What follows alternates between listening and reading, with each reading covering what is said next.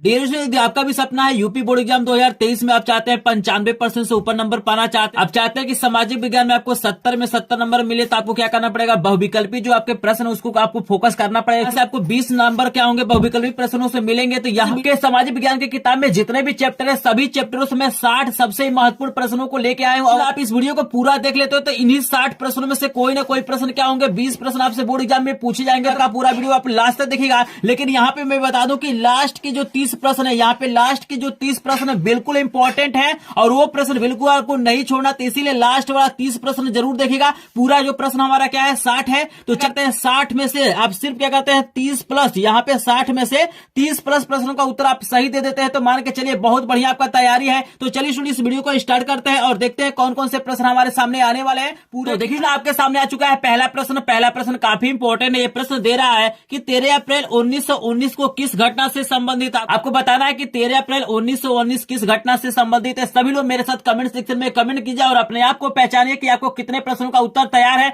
तो जल्दी से सभी लोग कमेंट सेक्शन में कमेंट करेंगे भैया 13 अप्रैल 1919 किस घटना से संबंधित है। सत्याग्रह आंदोलन की शुरुआत हुई थी, साइमन कमीशन का भारत आगमन हुआ था, असहयोग आंदोलन की शुरुआत हुई थी कि जलियांवाला बाग हत्याकांड हुआ था। जल्दी से सभी लोग कमेंट सेक्शन में कमेंट करेंगे। जिनको पता है कमेंट में बिल्कुल कमेंट करते रहना है। प्रत्येक क्वेश्चन का जो आंसर है आपको कमेंट सेक्शन में कमेंट करना है। तो जो भी स्टूडेंट है इस चैनल पे उनको पता चल जाएगा हाँ इस बच्चे ने क्या किया, बहुत बेहतरीन तैयारी किया है। तो यहाँ पे देखिएगा सही विकल्प आपका हो जाएगा जलियांवाला बाग हत्याकांड। ये जो जलियांवाला बाग हत्याकांड हुआ था आपको कब हुआ था, 13 अप्रैल 1919 को हुआ था, आपको याद रखना है। अगला प्रश्न देखिएगा काफी इंपॉर्टेंट है। दूसरा प्रश्न भी आपको दिखाई दे रहा है। यहाँ पे पूछा जा रहा है कि असहयोग आंदोलन का मुख्य कारण क्या था। जल्दी से सभी लोग कमेंट सेक्शन में बताएंगे कि रॉलेट एक्ट था, प्रथम विश्व युद्ध था, खिलाफत आंदोलन था, कि इनमें से कोई नहीं। जल्दी से सभी लोग कमेंट सेक्शन में कमेंट करेंगे। चेक करते हैं कौन कौन मेरे भाई कमेंट कर रहे हैं। मैं बता दूं कि जो लोग 30 प्लस प्रश्नों का उत्तर बिल्कुल सही दे देते हैं, मान के चलिए बहुत बेहतरीन उनकी तैयारी हो रही है। तो अपने आप को आप पहचानिए कि कितने प्रश्नों का उत्तर दे देते हैं। यहाँ पे देखिएगा सही जो उत्तर हो,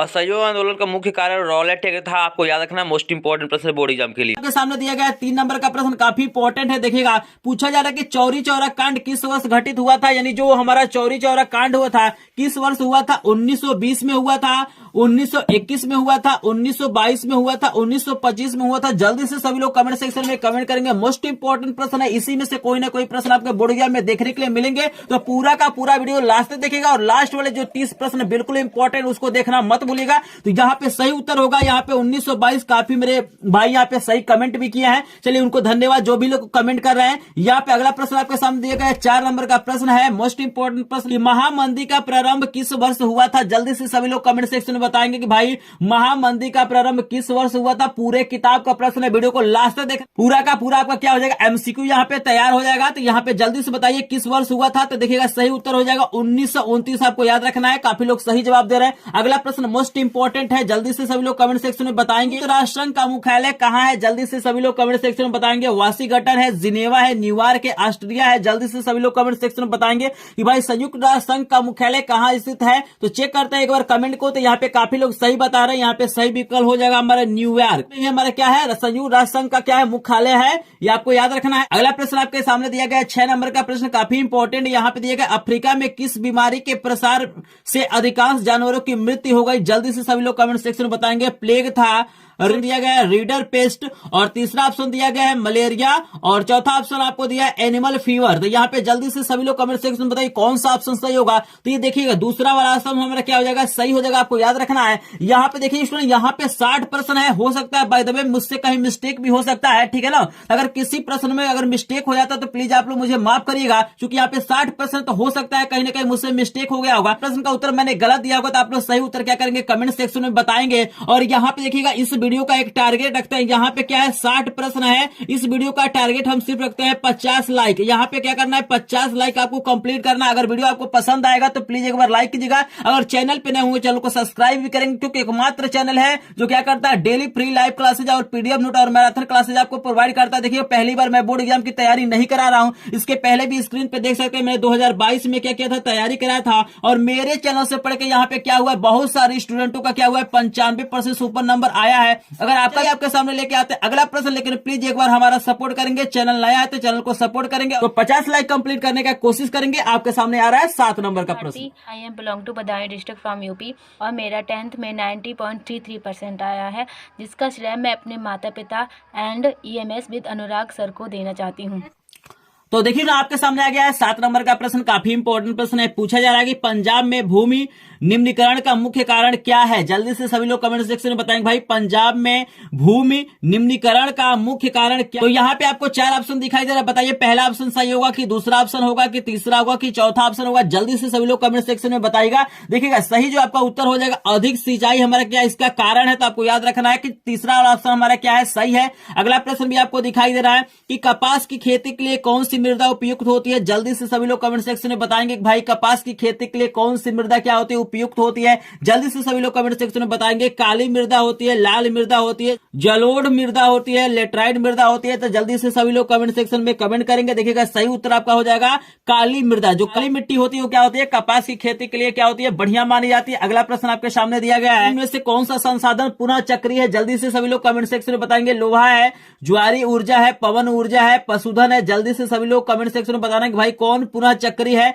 किसे पुनः प्राप्त किया जा सकता है? तो जल्दी से सभी लोग कमेंट सेक्शन में बताएंगे। तो यहाँ पे सही ऑप्शन हो जाएगा, यहाँ पे 9 नंबर का जो हमारा सही ऑप्शन होगा यहाँ पे लोहा हो जाएगा। पहला वाला ऑप्शन क्या है, सही है। अगला प्रश्न आपके सामने आता है, देखिएगा आपके सामने 10 नंबर का प्रश्न आ गया है। मोस्ट इंपोर्टेंट प्रश्न है, बोर्ड एग्जाम 2023 के लिए मोस्ट इंपोर्टेंट प्रश्न दिया गया। चिपको आंदोलन संबंधित है? जल्दी से सभी लोग कमेंट सेक्शन में बताएंगे कि भाई चिपको आंदोलन किससे संबंधित है?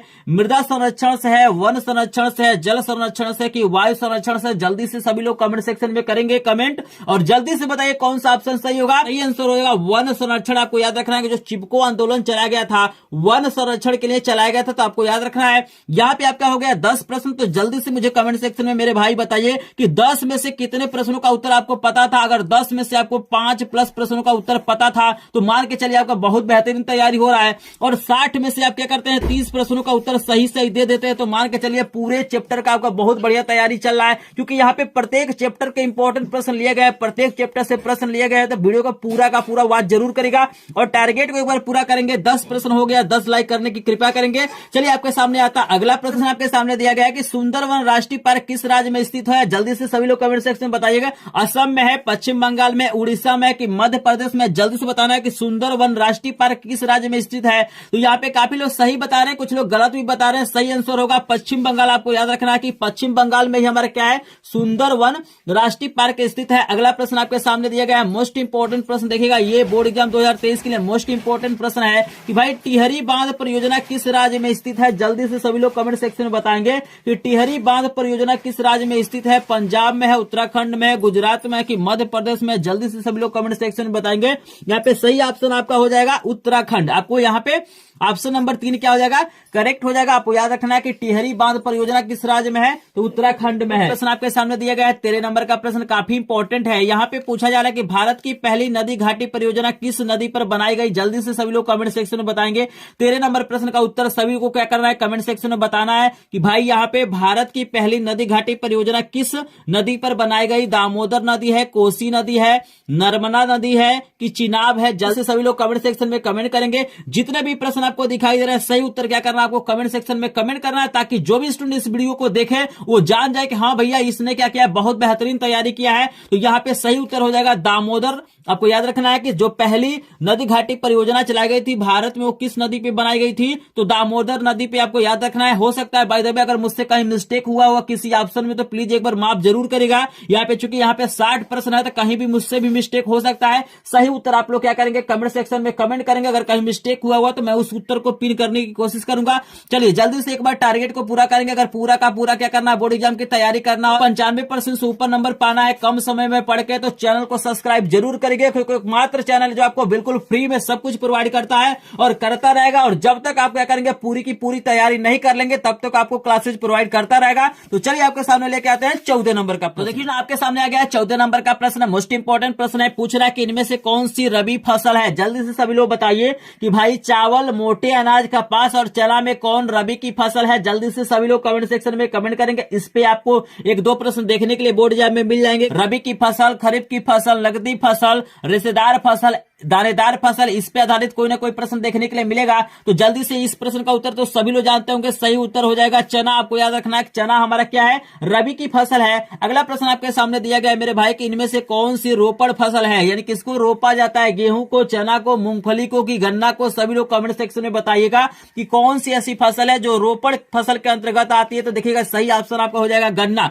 शुगर केन आप लोगों ने खाया होगा, शुगर केन आप लोगों ने देखा होगा, उसे ही हम लोग क्या बोलते हैं, रोपड़ फसल बोलते हैं। आपको याद रखना है। अगला प्रश्न आपके सामने आ गया मेरे भाई, मोस्ट इंपोर्टेंट प्रश्न है 16 नंबर का। झारखंड में स्थित कोडरमा निम्नलिखित में से किस खनिज का अग्रणी उत्पादक है। जल्दी से सभी लोग कमेंट सेक्शन में बताएंगे भाई कोडरमा जो है किस खनिज के उत्पादन के लिए मतलब फेमस है। जल्दी से बताइए, बॉक्साइड है, लौह अयस्क है, तांबा है कि अभ्रक है। जल्दी से सभी लोग कमेंट सेक्शन में बताएंगे। कमेंट चेक करते हैं तो काफी लोग सही बता रहे हैं, बिल्कुल यहाँ पे अभ्रक हमारा क्या हो जाएगा, सही ऑप्शन हो जाएगा। अगला प्रश्न आपके सामने दिया गया है, मोस्ट इंपोर्टेंट प्रश्न है कि अंकलेश्वर किसके उत्पाद के लिए प्रसिद्ध है। जल्दी से सभी लोग कमेंट सेक्शन में बताएंगे भाई अंकलेश्वर किस उत्पादक के लिए क्या है, प्रसिद्ध है। तो आपको याद रखना अंकलेश्वर जो है पेट्रोलियम के लिए क्या है, फेमस है। ये भी मोस्ट इंपोर्टेंट प्रश्न है, हर साल इस प्रश्न को पूछा जाता है। अगला प्रश्न आपके सामने आ गया 18 नंबर का प्रश्न है कि निम्नलिखित में से किस वस्तु का निर्यातक भारत नहीं है। जल्द कमेंट सेक्शन में बताइए कि भाई यहाँ पे कौन सी ऐसी वस्तु है जिसका निर्यात क्या करता है, भारत नहीं करता है। कॉफी का, उर्वरक का, तंबाकू का कि चाय का। जल्दी से सभी लोग कमेंट सेक्शन में बताएंगे तो यहाँ पे सही उत्तर हो जाएगा, यहाँ पे उर्वरक हमारा क्या हो जाएगा, सही आंसर हो जाएगा। क्या करता है, भारत नहीं करता है। अगला प्रश्न 19 नंबर का प्रश्न आपके सामने दिया गया, भारत का सबसे लंबा राष्ट्रीय राजमार्ग NH कौन सा है। जल्दी से सभी लोग कमेंट सेक्शन में बताना है। NH44 है, NH8 है, NH11 है, NH88 है। जल्दी से सभी लोग कमेंट सेक्शन में बताएं कौन सा ऑप्शन यहाँ पे सही होगा। तो यहाँ पे काफी लोग सही कमेंट कर रहे हैं, प्लीज एक बार जरूर कमेंट करिएगा ताकि मुझे भी पता चल सके कि इस वीडियो को आपने लास्ट तक देखा है और आपको प्रश्न क्या होते हैं समझ में आते हैं। तो यहाँ पे सही आंसर हो जाएगा NH44, यानी NH44 हमारा क्या हो जाएगा, सबसे लंबा क्या है, राष्ट्रीय राजमार्ग है। आपको याद रखना है। अगला प्रश्न आपके सामने लेके आते हैं 20 नंबर का प्रश्न, लेकिन जल्दी से क्या करेंगे, चैनल पे नए हो चैनल को सब्सक्राइब करेंगे, वीडियो को लाइक नहीं किया तो वीडियो को लाइक करेंगे। आपके सामने आ गया 20 नंबर का प्रश्न। And I am from India. मेरी क्लास 10th में 90.33% आए हैं एंड मैं इसका श्रेय अपने मम्मी पापा, स्कूल के सभी teachers and EMS with Anurag sir को देना चाहूँगी, क्योंकि उन्होंने हमारी स्टडी को लेकर हमारी बहुत ही ज़्यादा सपोर्ट की है, बहुत ही ज़्यादा हेल्प की है। तो देखिए सर आपके सामने आ गया है 20 नंबर का प्रश्न, मोस्ट इंपोर्टेंट प्रश्न है। कह रहा है कि ये प्रश्न कह रहा है कि श्रीलंका स्वतंत्र राष्ट्र कब घोषित हुआ। जल्दी से आपको कमेंट सेक्शन में बताना भाई श्रीलंका जो है स्वतंत्र राष्ट्र कब घोषित हुआ, 1947 में, 1950 में, 1948 में कि 1945 में। जल्दी से सभी लोग कमेंट सेक्शन में बताएंगे। तो यहाँ पे मैं देख पा रहा हूँ काफी लोग सही कमेंट कर रहे हैं, तो यहाँ पे बिल्कुल सही आंसर हो जाएगा। 1948 में क्या हुआ था, श्रीलंका स्वतंत्र राष्ट्र घोषित हुआ था। अगला प्रश्न आपके सामने दिया गया है कि श्रीलंका में निम्नलिखित में से कौन सा बहुसंख्यक वर्ग है। जल्दी से सभी लोग कमेंट सेक्शन में बताएंगे, तमिल है, ईसाई है, सिंहली है कि मुस्लिम है। जल्दी से सभी लोग कमेंट सेक्शन में बताएगा तो सही आंसर हो जाएगा सिंहली हमारा क्या है, जो हमारा बहुसंख्यक वर्ग है क्या है, श्रीलंका में पाया जाता है। आपको याद रखना। अगला प्रश्न आपके सामने दिया गया है, मोस्ट इंपोर्टेंट प्रश्न है, भारत में पंचायती राज्य की स्थापना कब हुई थी, 1980 में, 1990 में, 1992 में कि 2004 में। जल्दी से सभी लोग कमेंट सेक्शन में बताएंगे। यहाँ पे सही उत्तर काफी लोग सही बता रहे हैं, यहाँ पे 1992 हमारा क्या हो जाएगा, सही आंसर हो जाएगा। इसी में क्या हुआ था, पंचायती राज की स्थापना हुई थी। अगला प्रश्न आपके सामने दिया गया है 23 नंबर का प्रश्न, मोस्ट इंपोर्टेंट प्रश्न है। यहाँ पे देखिएगा सूचियों से संबंधित काफी प्रश्न आपसे पूछा जाता है। संघीय सूची हो गया, आपका समवर्ती सूची हो गया, राज्य सूची हो गया, इससे संबंधित बहुत सारे प्रश्न आते हैं। तो आपको बताना है कि निम्नलिखित में से कौन सा संघीय सूची का विषय है। जल्दी से सभी लोग बताइए कि संघीय सूची के अंतर्गत क्या क्या चीजें आती है। रक्षा आता है कि व्यापार होता है कि कृषि आता है कि शिक्षा आता है। जल्दी से सभी लोग कमेंट सेक्शन में बताएंगे। तो यहाँ पे सही ऑप्शन हो जाएगा रक्षा। यहाँ पे रक्षा जो हमारा है वो क्या होता है, संघीय सूची के अंतर्गत आता है। अगला प्रश्न आपके सामने दिया गया है 24 नंबर का प्रश्न है, मोस्ट इंपोर्टेंट प्रश्न दिया गया है कि अमेरिका सामाजिक विभाजन के कारण कौन थी, अमीर और गरीब था, आधुनिक एवं रूढ़िवादी था, श्वेत और अश्वेत था, इनमें से कोई नहीं। सभी लोग बताइएगा। यहाँ पे तीसरा ऑप्शन क्या हो जाएगा, सही हो जाएगा। आप लोग चैप्टर पढ़े होंगे तो इसका आसानी से उत्तर आप लोग जानते हैं। तो कितने लोग कमेंट सेक्शन में बताएंगे कि कौन कौन क्या किया। ये चैप्टर अच्छे से पढ़ा है, चूंकि अंग्रेजी में इस चैप्टर से बहुत सारे प्रश्न आपसे पूछे जाते हैं। तो यहाँ पे श्वेत और अश्वेत हमारा क्या हो जाएगा, सही आंसर हो जाएगा। तो जिनको भी 24 प्रश्न समझ में आ गया प्लीज एक बार वीडियो को लाइक कीजिएगा। अभी तक आपने क्या किया, 24 लाइक का टारगेट नहीं पूरा किया तो प्लीज एक बार टारगेट को पूरा करेंगे। चैनल पर नए हो चैनल को सब्सक्राइब सब्सक्राइब करेंगे और वीडियो को लाइक जरूर करेंगे। आपका लाइक हमें क्या करता है, मोटिवेट करता है। अगर आप लाइक करते हैं, शेयर करते हैं, सब्सक्राइब करते हैं तो हम लोग मोटिवेट होते हैं और अच्छे और बेहतरीन क्वालिटी के कंटेंट बनाने की कोशिश करते हैं। और मैं मां सरस्वती से कामना करूंगा कि जितने भी स्टूडेंट मेरे चैनल से क्या हो रहा है, पढ़ रहे हैं, उनका बोर्ड एग्जाम 2023 में 95% से ऊपर नंबर लाए। अगर आप भी मां शारदे से प्रेम करते हैं, आप भी चाहते हैं कि मां शारदे का आशीर्वाद आप पे बना रहे, तो प्लीज एक बार चैनल पे नए हो, चैनल को सब्सक्राइब करेंगे, वीडियो को क्या करेंगे, लाइक करेंगे और शेयर करने की जरूर कोशिश। आपने क्या किया, अभी तक ग्रुप को ज्वाइन नहीं किया तो ग्रुप को ज्वाइन करिए, क्योंकि जो भी मैं प्रश्न बताता हूं, जैसे ये प्रश्न आपको बता रहा हूं, तो इसका भी पीडीएफ आपको मैं क्या करूंगा, सेंड कर दूंगा ग्रुप में। और ऑलरेडी मैंने क्या किया है, सभी विषयों का क्या किया, इंपॉर्टेंट प्रश्न जो भी मैंने पढ़ाया है, लाइव पढ़ाया, चाहे यहाँ पे वीडियो ऑफलाइन डाला है, सबको मैंने क्या किया है, पीडीएफ के रूप में सेंड कर दिया। तो आप लोग देर मत कीजिए, क्योंकि बहुत कम जगह है, जल्दी से जल्दी ग्रुप को ज्वाइन कीजिएगा। तो चलिए आपके सामने लेके आते हैं 25 नंबर प्रश्न। लेकिन एक बार जल्दी से कमेंट सेक्शन में बताइएगा कि 24 में से कितने प्रश्नों का उत्तर आपको पता था। और यहाँ पे 24 में से 15 प्लस प्रश्नों का उत्तर पता था, तो मान के चलिए बहुत बेहतरीन तैयारी। पूरे किताब का प्रश्न है तो पूरा का पूरा वीडियो जरूर देखिएगा। सामने हम लेके आ रहे हैं 25 नंबर का प्रश्न। तो देखिए ना, आपके सामने आ गया है 25 नंबर का प्रश्न। प्रश्न कह रहा है कि भारत में यहाँ औरतों के लिए आरक्षण की व्यवस्था है। जल्द आपको बताना है कि भारत में कहाँ पे औरतों के लिए क्या है, आरक्षण की व्यवस्था है। लोकसभा में, विधानसभा में, मंत्रिमंडल में, पंचायती राज की संस्थाएं। जल्दी से सभी लोग कमेंट सेक्शन में बताइए कि कहाँ पे आरक्षण दिया जाता है। तो आपको याद रखना है कि चौथा वाला विकल्प हमारा सही है।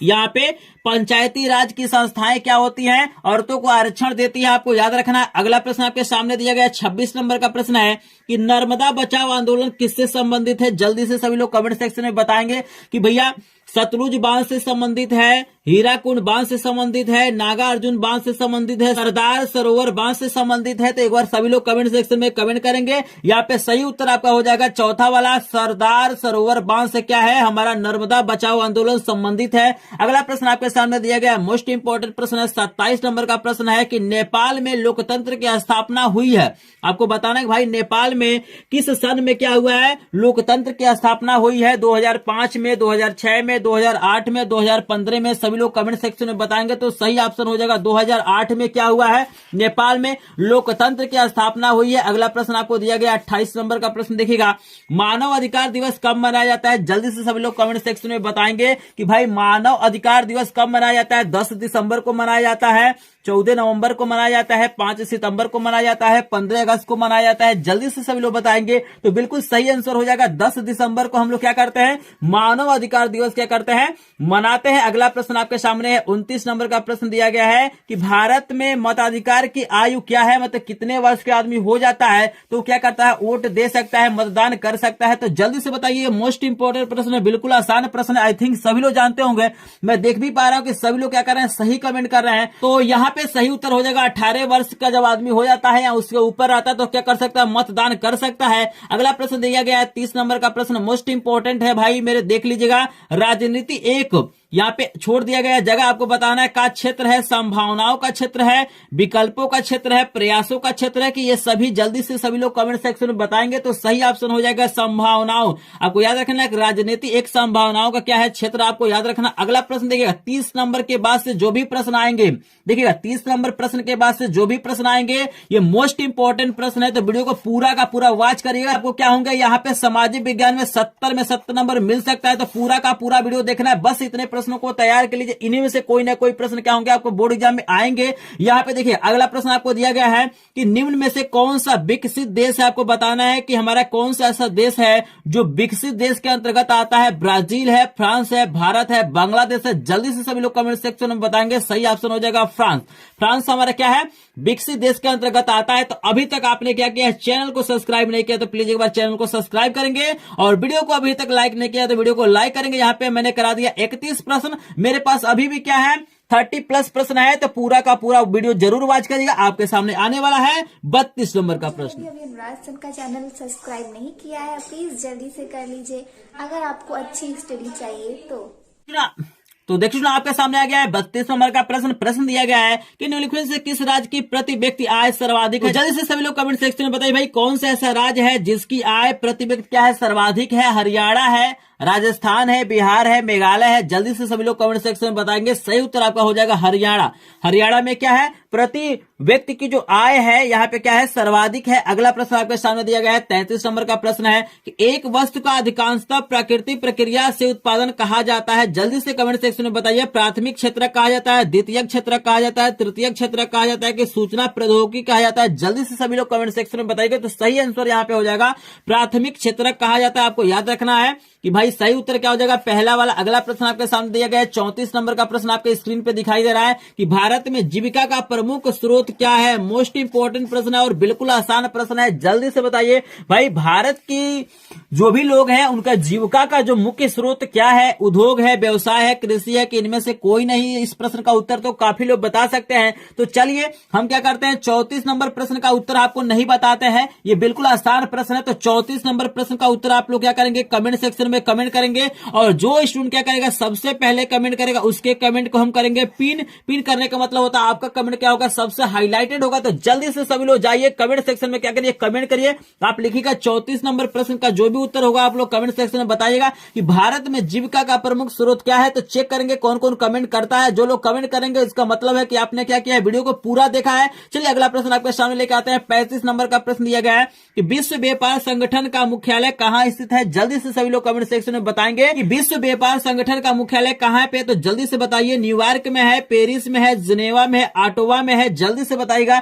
यहाँ पे सही उत्तर हो जाएगा जिनेवा में क्या है? विश्व व्यापार संगठन का मुख्यालय है। तो आपको याद रखना है। अगला प्रश्न आपके सामने दिया गया है 36 नंबर का प्रश्न दिया गया है। मोस्ट इंपोर्टेंट प्रश्न है कि वैश्वीकरण ने जीवन स्तर के सुधार में सहायता पहुंचाई है। सभी लोगों के, विकसित देशों के लोगों को, विकासशील देशों को, श्रमिकों को उपयुक्त में से कोई नहीं? जल्दी से सभी लोग कमेंट सेक्शन में बताइएगा। तो सही उत्तर हो जाएगा दूसरा वाला ऑप्शन हमारा क्या हो जाएगा? सही हो जाएगा कि विकसित देशों के लोगों को क्या किया है? वैश्वीकरण ने क्या किया है? जीवन स्तर में सुधार किया है। अगला प्रश्न आपके सामने दिया गया है 37 नंबर का प्रश्न है। मोस्ट इंपोर्टेंट प्रश्न है कि भारत में उपभोक्ता संरक्षण अधिनियम कब पारित हुआ? जल्दी से सभी लोग कमेंट सेक्शन में बताएंगे कि 1982 में, 1984 में, 1985 में, 1986 में? तो जल्दी से सभी लोग कमेंट सेक्शन में बताइएगा। सही आंसर हो जाएगा चौथा वाला 1986। ठीक है ना? यहाँ हो गया 37 प्रश्न कंप्लीट हो गया। अगर 37 से आपने क्या किया है? 25 प्लस प्रश्नों का उत्तर सही दिया है, आपको पहले से पता था, तो आपको मान के चलिए सभी चैप्टर पे आपका काफी अच्छा कमांड है। और इसी प्रकार आपको क्या करना है? कमांड करना। अगर देखिए अगर 60 प्रश्नों में से आप क्या करते हैं? 30 प्लस प्रश्नों का उत्तर सही देते हैं तो मान के चलिए आपका बहुत बेहतरीन तैयारी है।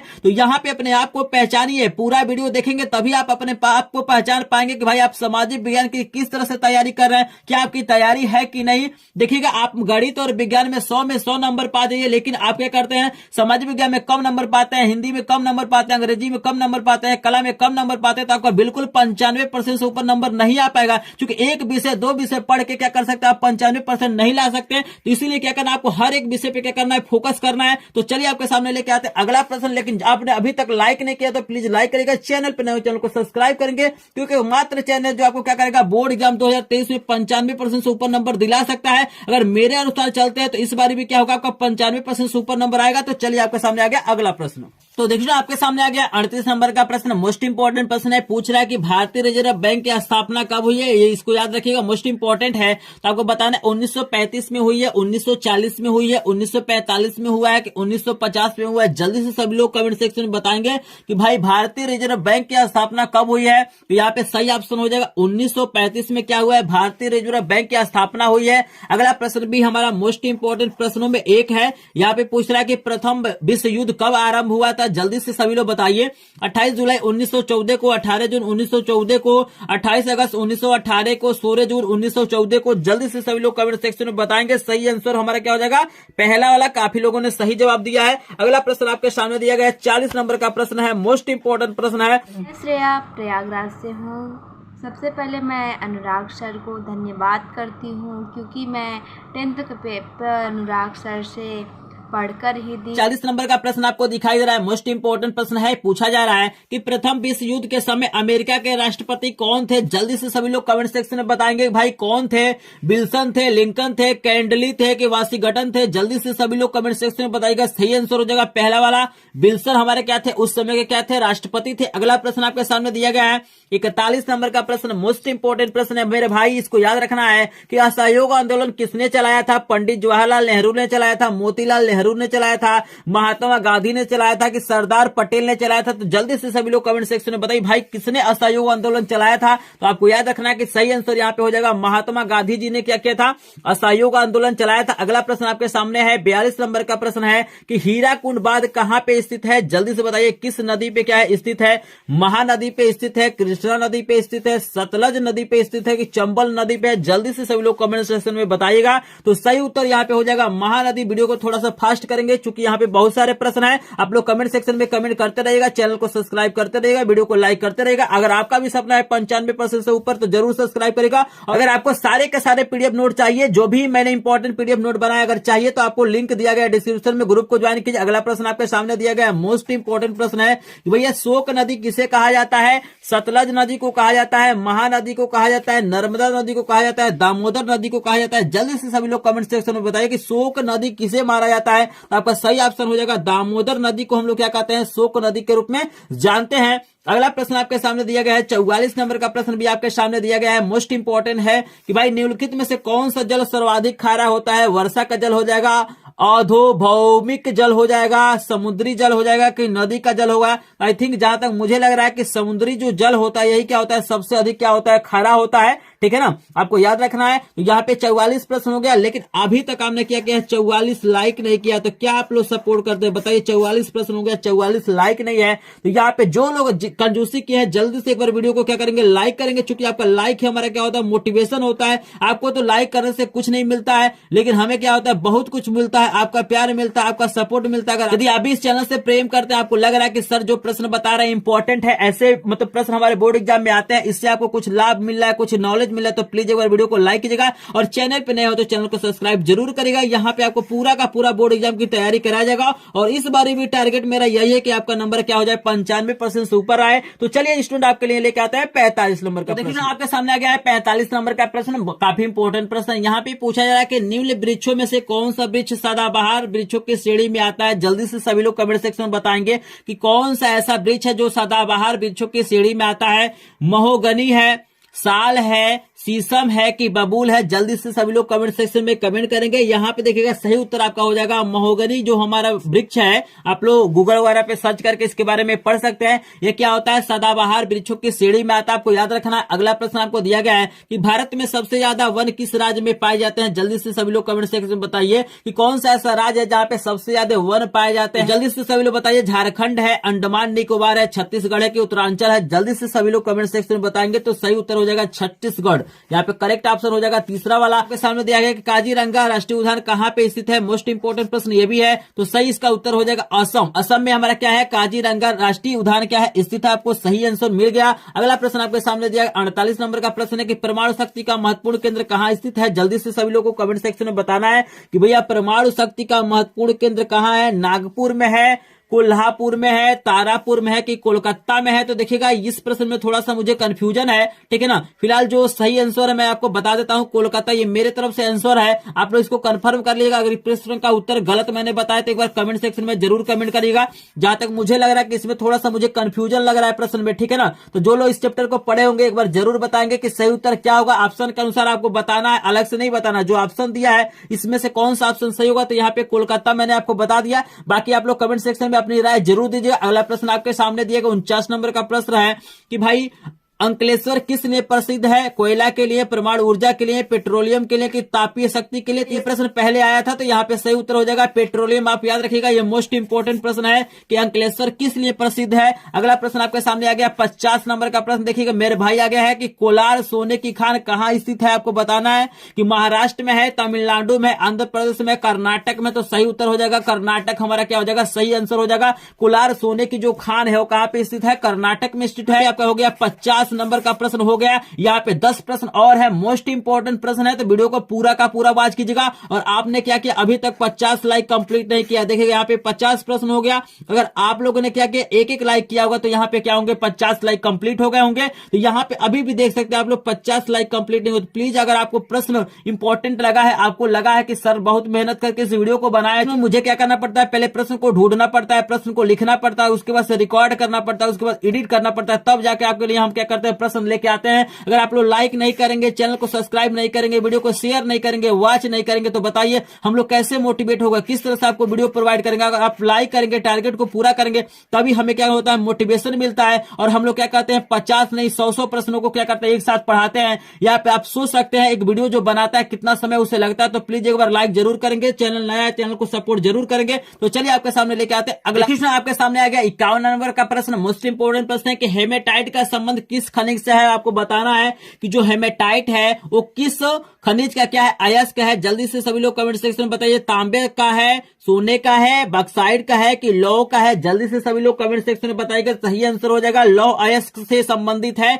जो हेमेटाइट है वो हमारा क्या है, लौह अयस्क से क्या है संबंधित। आप लोग याद रखें। अगला प्रश्न आपके सामने दिया है, कपास की खेती के लिए कौन सी मृदा उपयुक्त होती है। ये भी प्रश्न पहले आया था, मैंने कुछ एक्स्ट्रा भी प्रश्न ले लिया ताकि आपको पूरा का पूरा 60 प्रश्न क्लियर हो जाए। यहाँ पे देखिए सही उत्तर हो जाएगा काली मिट्टी। ये भी प्रश्न लगातार पूछा जाता है कि भाई कपास की खेती के लिए किस प्रकार की मिट्टी की आवश्यकता होती है, तो काली मिट्टी की आवश्यकता होती है, आपको याद रखना है। अगला प्रश्न आपके सामने दिया गया है 53 नंबर का प्रश्न, निम्नलिखित में से कौन सा एक संभावित संसाधन है। जल्दी से सभी लोग कमेंट सेक्शन में बताएंगे कि कौन सा ऐसा संसाधन है जो क्या है संभावी है। तो सही उत्तर आपका हो जाएगा यहाँ पे पवन ऊर्जा क्या है हमारा संभावित संसाधन, आपको याद रखना। अगला प्रश्न आपके सामने मोस्ट इंपोर्टेंट दिया गया है कि टाइगर प्रोजेक्ट किस वर्ष आरंभ किया गया। जल्दी से सभी लोग कमेंट सेक्शन में बताएंगे, 1973 में, 1980 में, 1975 में, 1989 में। तो सही उत्तर आपके सामने हो जाएगा 1973 में क्या किया गया, टाइगर प्रोजेक्ट की आरंभ किया गया। अगला प्रश्न आपके सामने दिया है कि लिखित में से कौन खरीफ की फसल है। चना है, धान है, कपास है, दूसरा या तीसरा दोनों है। तो यहाँ पे देखिएगा चौथा ऑप्शन बिल्कुल करेक्ट हो जाएगा। हमारा धान और कपास दोनों क्या है, खरीफ के फसल के अंतर्गत आता है। आई होप इतना प्रश्न आपको समझ में आ रहा होगा। एक बार फिर से रिक्वेस्ट करेंगे, अगर आपका भी सपना होगा बोर्ड एग्जाम में 95% से ऊपर नंबर पाने का, अगर आपका भी सपना है कि कम समय में पढ़ के बोर्ड एग्जाम की पूरी तैयारी करना है, तो प्लीज चैनल को सब्सक्राइब जरूर करेगा। इसके पहले देखिएगा मैंने पढ़ाया। अगला प्रश्न आपके सामने दिया गया है कि 1789 में फ्रांस किस प्रकार का राज्य था। जल्दी से सभी लोग कमेंट सेक्शन में बताएं, असीमित राजतंत्र था, सीमित राजतंत्र था, प्रजातंत्र था, गणतंत्र था। तो सही उत्तर आपका हो जाएगा दूसरा वाला सीमित राजतंत्र हमारा क्या हो जाएगा, सही आंसर हो जाएगा। अगला प्रश्न आपके सामने दिया है, नेपोलियन का संबंध किस देश से था। जल्दी से सभी लोग बताइएगा, ये भी प्रश्न काफी इंपॉर्टेंट है, कई बार पूछा जाता है कि भाई नेपोलियन का जो संबंध किस देश से था। जर्मनी से था, फ्रांस से था, इटली से था, इंग्लैंड से था। तो सही आंसर यहाँ पे हो जाएगा फ्रांस। काफी लोग सही जवाब दे रहे हैं। अगला प्रश्न आपके सामने दिया गया है, मोस्ट इंपोर्टेंट प्रश्न है, 2 बार ये प्रश्न आ चुका है कि भैया असहयोग आंदोलन का मुख्य कारण क्या था। रॉलेट एक्ट था, प्रथम विश्व युद्ध था, इनमें से कोई नहीं था कि खिलाफत आंदोलन। असहयोग आंदोलन का मुख्य कारण हमारा रॉलेट एक्ट था, आपको याद रखना है। मोस्ट इंपोर्टेंट प्रश्न बोर्ड एग्जाम 61 नंबर का प्रश्न दिया गया है कि महात्मा गांधी दक्षिण अफ्रीका से कब वापस आए थे। जल्दी से सभी लोग कमेंट सेक्शन में कमेंट करेंगे। यहाँ पे 61 नंबर प्रश्न का आपको क्या करना, उत्तर कमेंट सेक्शन में बताना है कि भैया महात्मा गांधी दक्षिण अफ्रीका से वापस कब आए थे। 1914 में, 1915 में, 1918 में, 1919 में। तो इस प्रश्न का उत्तर आप 61 नंबर प्रश्न का उत्तर जरूर कमेंट कीजिएगा, जिससे मुझे पता चलेगा कि आपने क्या किया है, वीडियो को अंत तक देखा है। चूंकि 61 नंबर हमारा लास्ट प्रश्न है, तो अगर आप इस प्रश्न का उत्तर क्या करते हैं, कमेंट करते हैं, तो मैं क्या करूंगा, अन्य प्रकार के प्रश्नों का भी क्या करूंगा, वीडियो बनाऊंगा। और प्रत्येक चैप्टर का मैं इंपॉर्टेंट प्रश्न कराता हूं लाइव क्लासेस में, तो आप लाइव क्लासेस ज्वाइन जरूर करेगा। अगर आपने अभी तक लाइक नहीं किया तो प्लीज एक बार लाइक करिएगा, चैनल पे नए हो चैनल को सब्सक्राइब करेंगे। वीडियो कैसा लगा, क्या क्या प्रश्न में गलती हुआ है, क्या क्या सही है, आप लोग कमेंट सेक्शन में अपनी राय जरूर दीजिएगा। तो मिलते हैं नेक्स्ट वीडियो में, तब तक के लिए आपका धन्यवाद। जो ने अभी अनुराग सर का चैनल सब्सक्राइब नहीं किया है, प्लीज जल्दी से कर लीजिए। अगर आपको अच्छी स्टडी चाहिए तो